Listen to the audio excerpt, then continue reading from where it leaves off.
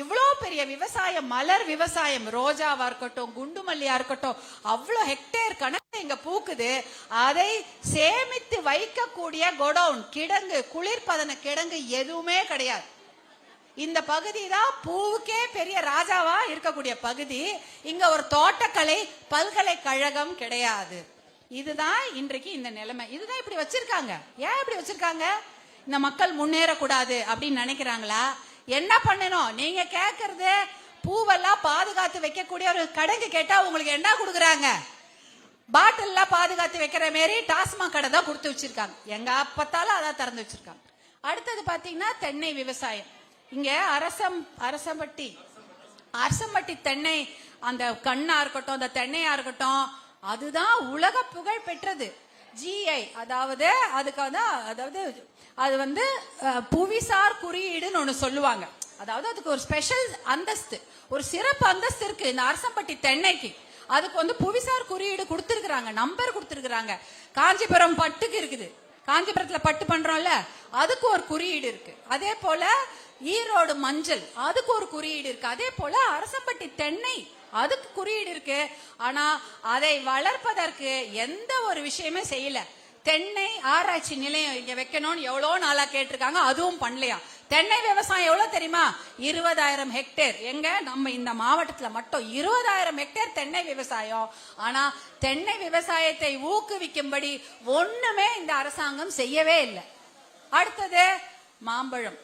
மாம்பழம் இந்த பகுதி தானே ஃபேமஸ் இல்லையா?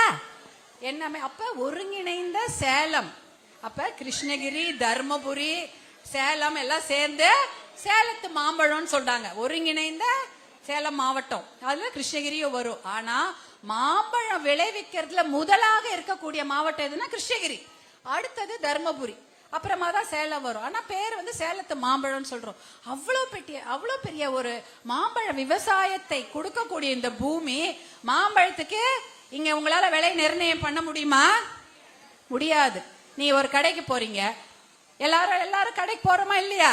ரொம்ப பிடிக்கும்ல, கடைக்கு போய் ஏதாவது வாங்கணும், காய் வாங்குறோமோ, இல்ல ஒரு துணி வாங்குறோம், ஒரு சட்டை வாங்குறோம், ஒரு புக்கு வாங்குறோம், ஒரு பேனா வாங்குறோம், கடைக்கு போறோம். கடைக்கு போனோடனே அந்த புடவை எடுத்து பாக்குறீங்க, இல்ல ஒரு பேனாவோ புக்கு எடுத்து பாக்குறீங்க. அந்த புடவையோட விலைய நீங்க சொல்வீங்களா, கடைக்காரர் சொல்லுவாரா? கடைக்காரர் தானே சொல்லுவாரு. அவர்கிட்ட நீங்க வாங்க போகும்போது கடைக்காரர் வரை சொல்வாரு, இந்த புடவைக்கு இவ்வளவு விலைமா, 300 ரூபாய், 500 ரூபாய், 150 ரூபான்னு அவரு சொல்லுவார். ஆனா அதே போல விவசாயம் பண்ணக்கூடிய அந்த மாம்பழம் எடுத்துன்னு போற அந்த விவசாயி விலைய சொல்ல முடியுமா? முடியாது. விவசாயிகள் அவர்கள் விளைவிக்கும் பொருட்களுக்கான அந்த விலைய அவங்களால சொல்ல முடியாது. வேற யாரோ தான் அதை நிர்ணயம் செய்யறாங்க. ஆனா ஒரு சட்டை தைக்கிறாங்க, ஒரு புடவை எடுத்து வைக்கிறாங்கன்னா அந்த கடைக்காரர் அந்த புடவைக்கு விலை நிர்ணயம் பண்ணி கொடுப்பாரு. அவருதான் நிர்ணயம் பண்ணி அந்த புடவைக்கோ, அந்த நோட்டு புத்தகத்துக்கோ, அந்த பெண்ணுக்கோ, இல்ல அந்த சாமானுக்கு, தட்டுக்கோ, எவர் சில்வர் தட்டா இருந்தாலும் அவர் தான் விலையை நிர்ணயம் பண்ணுவார். ஆனா மாம்பழத்தை உற்பத்தி செய்யக்கூடிய விவசாயிகளாக நம்ம எல்லாருமே அந்த மாம்பழத்துக்கான விலை எவ்வளவு நிர்ணயம் பண்ண முடியாது. வேற ஒரு 3ஆம் மனுஷன் தான் அதை நிர்ணயம் பண்றாங்க. இதனாலதான் நஷ்டம் ஏற்படுது. இதெல்லாம் வந்து கேரளா போன்ற ஊர்ல எல்லாம் அதுக்காக ஒரு போர்டு போட்டு சீசனல், அதாவது மாம்பழம் எல்லாம் வருஷத்துக்கு எல்லா நாளும் வராது, அப்பப்ப வரும். அதற்காக ஒரு தனியா ஒரு அமைப்பு போட்டு அந்த அமைப்பு வந்து ஒரு வருடமும் விலைய முன்னாடியே நிர்ணயம் பண்ணி விவசாயிகளுக்கு ஏற்ற மாதிரி விற்கிறாங்க. ஆனா தமிழ்நாட்டிலே அப்படிதான் சொன்னாங்க. தேர்தல் வாக்குறுதியிலே திமுக அரசும் அதே தான் சொன்னாங்க. தேர்தல் வாக்குறுதியில இப்படிப்பட்ட ஒரு போர்டை நாங்க போட்டு ஒரு விலை பொருட்களுக்கும் வந்து விலை நிர்ணயத்தை நல்லபடியாக விவசாயிகளுக்கு ஏற்ற மாதிரி நாங்க விலை நிர்ணயம் செய்து கொடுப்போம். நாங்க அந்த மாதிரி ஒரு போர்டை இது வரைக்கும் ஏற்படுத்தவே இல்லை, கிடையவே கிடையாது. மாம்பழத்துக்கு விலையே கிடையாது. போன வருஷம் மாம்பழம் அந்த விலை சரியா நிர்ணயம் பண்ணாம அதை விற்க முடியாம அப்படியே நஷ்டத்துக்கு போச்சா இல்லையா? போன வருஷம் அப்படிதான் நஷ்டத்துக்கு போச்சு.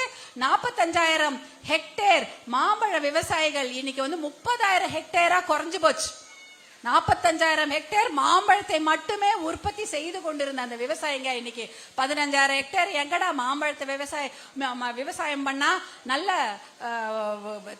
நல்ல விலை கிடைக்கிறதுக்கு கஷ்டமா இருக்கு, அதனால நம்ம எல்லாம் வேற விவசாயம் பண்ண போயிட்டாங்க. அதனால விவசாயம் என்பது இன்னைக்கு கஷ்டம், அந்த கஷ்ட நிலைமையில இருக்கு. ஆனா இந்த வருஷம் பரவாயில்லன்னு கேள்விப்பட்டேன். இந்த வருஷம் மாம்பழம் நல்ல உற்பத்தியில இருக்குது. மாம்பழம் இப்ப நல்ல உற்பத்தி, நல்ல வலிமையான நிலைமையில தான் இருக்குது மாம்பழம் இந்த விவசாயம் இப்ப. அதனால அது கண்டிப்பாக நல்ல விலைக்கு, நல்ல இடத்துக்கு, நல்ல ஒரு விலை நிர்ணயம் செய்யப்பட்டு அந்த விவசாயிகளுக்கு எந்த நஷ்டமும் இல்லாம கண்டிப்பாக கொண்டு சேர்க்கப்படும் என்பதுதான் நம்ம இந்த இடத்துல நம்ம சொல்றோம். ஏன்னா இந்த வருடம் நன்றாகவே இருக்கிறது மாம்பழ விவசாயம். இதுதான் நீங்க புரிஞ்சுக்கணும். அப்ப இந்த விவசாயத்துக்கு இங்க என்ன பண்ணி வச்சிருக்காங்க, மாம்பழம் தயாரிக்கக்கூடிய அந்த மதிப்பு கூட்டக்கூடிய தொழிற்சாலை இருக்கா? இங்க கிடையாது. மாம்பழம் தான் அதிகமா விளையுது, ஆனா அது மதிப்பு கூட்டப்பட்ட தொழிற்சாலைகள் எதுவுமே இங்க கிடையாது. அதை பதப்படுத்தி வைக்கக்கூடிய குளிர்பதன கிடங்குகள் கிடையாது. மாம்பழத்தை வெளியூருக்கு எக்ஸ்போர்ட் பண்ற அளவுக்கு இங்க எந்த ஒரு கட்டமைப்புமே பண்ணவே இல்லை. தோட்டக்கலை பல்கலைக்கழகமும் உருவாக்கப்படல. அப்ப விவசாயத்துக்கு இந்த அரசாங்கம் முக்கியத்துவமே கொடுக்கல. அப்ப நீங்க எல்லாம் ஞாபகம் வச்சுக்கணும், எதற்காக இங்க முக்கியத்துவம் கொடுக்கப்பட்டது? நம் பிள்ளைகளுக்கு சாராயத்தை ஊற்றி கொடுப்பது மட்டும்தான் இங்க முக்கியத்துவம் கொடுக்கப்படுது.